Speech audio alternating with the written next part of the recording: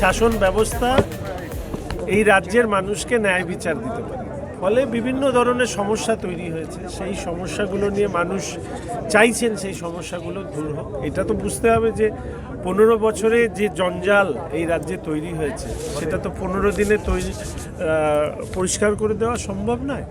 আমাদের যেটা ইচ্ছে, আমাদের মাননীয় মুখ্যমন্ত্রী শুভেন্দু অধিকারী মহাশয় এবং রাজ্য সভাপতি শ্রী শ্রমিক ভট্টাচার্য মহাশয়, তাদের যে নির্দেশ, সেই নির্দেশ অনুযায়ী আমরা চেষ্টা করছি মানুষের সরকার হিসাবে, পশ্চিমবঙ্গের মানুষের সরকার, কোনো রাজনৈতিক দলের সরকার নয়, মানুষের সরকার হিসাবে এটা প্রতিষ্ঠা করা। এবং আমি চিরকালই মানুষের মাঝে থাকতে ভালোবাসি। আমি বিরোধী রাজনীতি করতে যেরকম সক্ষম ছিলাম, এখন রাজ্যের সরকারের যারা পরিচালনা করছেন সেই দলের প্রতিনিধি হিসাবে মানুষের অভাব অভিযোগ দূর করবার চেষ্টা সেটা করব। এবং সরকারের পলিসি ফ্রেম হবে, এখানে কোনো ইন্ডিভিজুয়াল কোনো বিষয় নেই, এখানে সরকারের একটা পলিসি হবে, সেই পলিসির মধ্যে দিয়ে এই যে বিষয়গুলো এসছে সেই বিষয়গুলোকে দূর করবার চেষ্টা করব। 2016 সালে যারা এসএসসি প্যানেল অনেকে এসছেন, শিক্ষা সংক্রান্ত বিষয় নিয়ে এসছেন, কেউ জমি নিয়ে এসছেন, কারো অসুস্থতা নিয়ে এসছেন, কেউ অন্যান্য কাজ নিয়ে এসছেন। শিক্ষা নিয়ে আমি বলবো এই দপ্তর মাননীয় মুখ্যমন্ত্রী দেখছেন। মাননীয় মুখ্যমন্ত্রীর কাছে শিক্ষা সংক্রান্ত যতগুলো বিষয় আছে তার দপ্তরের কাছে পৌঁছে দেওয়ার যে কাজ, মাধ্যম হিসেবে নিশ্চিতভাবে আমি সেই কাজ করব। মূলত কোন কোন বিষয় সামনে? মাল্টিপারপাস, একজন বয়স্ক মানুষ তার ভাতা পাননি সেটাও আছে, কারো বাড়িঘর কেউ দখল করে নিয়েছে সেটাও আছে, জমি নিয়ে আছে, বিভিন্ন ডিপার্টমেন্ট, সরকারি ডিপার্টমেন্টের যে দুর্নীতির বাস্তুতন্ত্রের কথা আমাদের মাননীয় মুখ্যমন্ত্রী বলেছেন সেটাও আছেন। দেয়ার আর লট অফ থিং।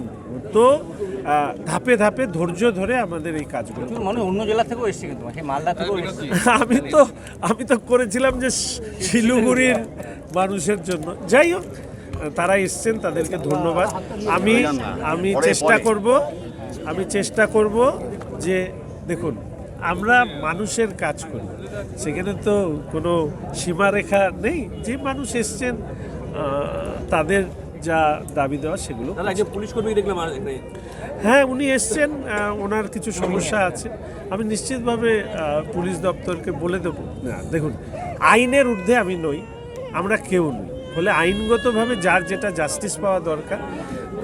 আবার বলছি, মুখ্যমন্ত্রী বলেছেন এই রাজ্যে আমাদের একটা কথা বলা হয়েছিল, হাইকোর্টের অবজারভেশন ছিল যে এই রাজ্যে শাসকের আইন চলে, আইনের শাসন চলে। আমার কথাটাই হচ্ছে এটা, মুখ্যমন্ত্রীর নির্দেশ হচ্ছে আইনের শাসন প্রতিষ্ঠিত করে, তো ওনার নির্দেশ মতো কাজ করছে। আমি চেষ্টা করব আমার কাজের ধরন, পরিধি, বহরের উপরে দাঁড়িয়ে এটা ঠিক করা। ফলে সেই জায়গাগুলো দেখে করতে হবে। এটা যেহেতু আমি কিছুটা গ্যাপ হয়ে গেছিল, আমি সেই গ্যাপের কারণে আমার ইচ্ছে ছিল যে আজকে একটু দেখা করে নেওয়া, ওই জন্য আজকে 2 ঘন্টা থাকবো, তারপরে আবার কি শিডিউল করবো সেটা মানুষকে জানাবো।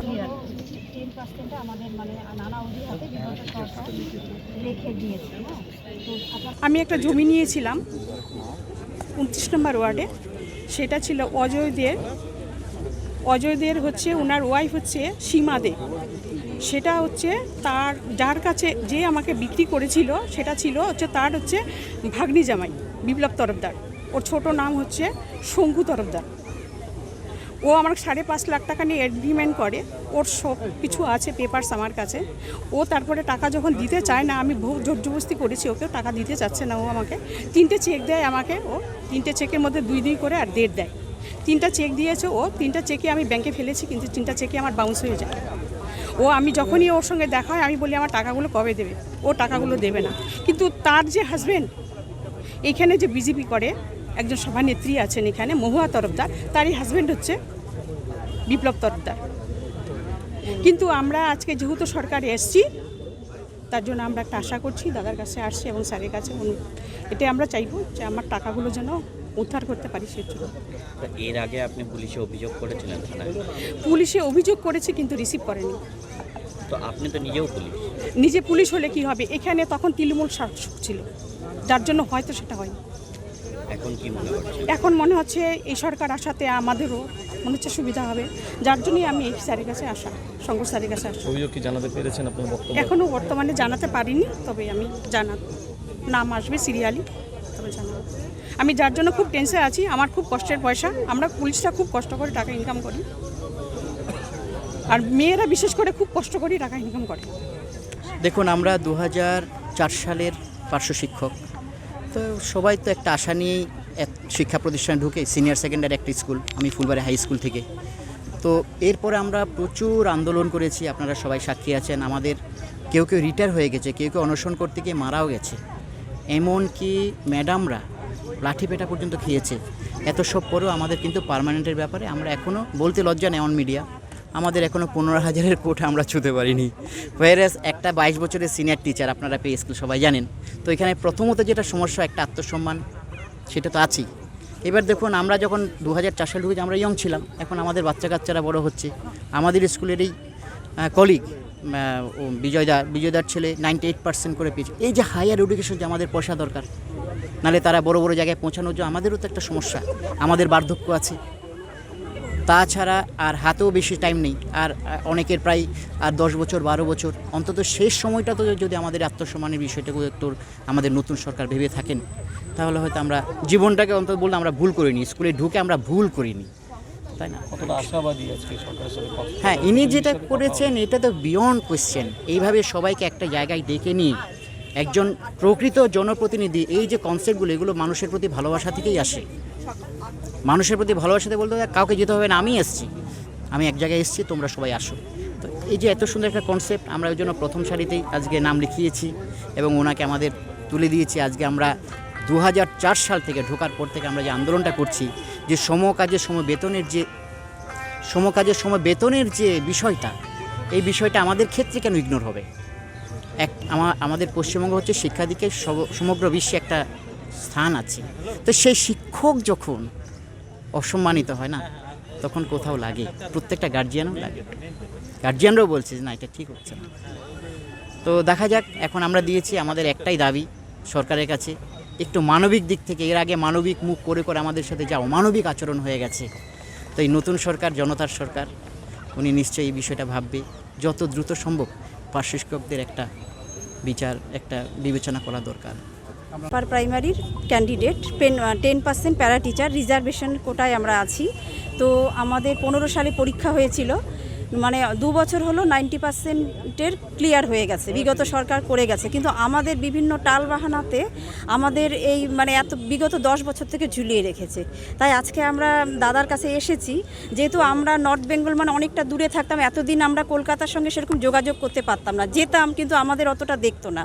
তো দাদার কাছে আমরা এসেছি যাতে আমাদের যে বাকি আমরা 1876 আমাদের প্যানেলাইজড হয়ে আছি, সেটা যাতে অবিলম্বে আমাদের একটু নিয়োগের ব্যবস্থা করে দেয়। কথা তো বললেন, কতটা কি মনে হয়? খুবই আশাবাদী, কারণ এইভাবে এত ভালোভাবে মানে দেখা করতে আমরা কোনো দিন পারিনি। মানে আশা করছি যে দাদা হয়তো আমাদের সমস্যাটা সমাধান করবে। দূরত্ব একটা কলকাতার সাথে, কোথায় কলকাতা, কোথায় শিলিগুড়ি। কোথায় শিলিগুড়ি, হ্যাঁ, আমরা ওখানে যেতে হতে আমাদের মানে 2 দিন টাইম লাগতো। তারপর আমি যেমন একা মেয়ে, আমার পক্ষে যাওয়াটাও একটা প্রবলেম ছিল।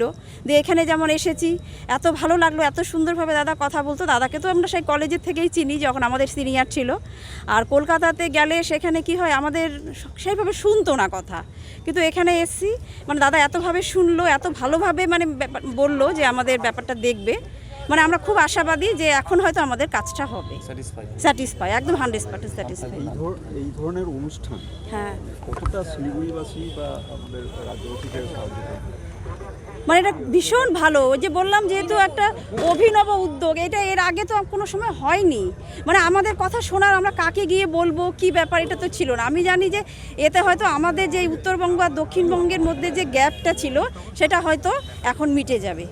আর আমাদের এখানে আমি দেখলাম সবাই বিভিন্ন রকমের, আমি যেমন একটা এসছি যাতে আমাদের যারা শিক্ষিত মানে বেকার যুবক যুবতী যারা আমরা আছি, মানে আমাদের সমস্যাটা যেমন 10 বছর থেকে আমরা ঝুলে আছি, আমাদেরটা হচ্ছে না, কিছুতেই আমাদের ইন্টারভিউ ডেট দিচ্ছে, হচ্ছে না। তো এটা যেমন বলতে পারো, এখানে দেখলাম বিভিন্ন সমস্যা নিয়ে সবাই এসছে, আর দাদা খুব সুন্দরভাবে সবারটা শুনছে, এটা মানে ভীষণ ভালো লাগলো। বাংলা হান্টের আরও খবর দেখতে নজর রাখুন। বাংলা খবর মানেই বাংলা হান্ট।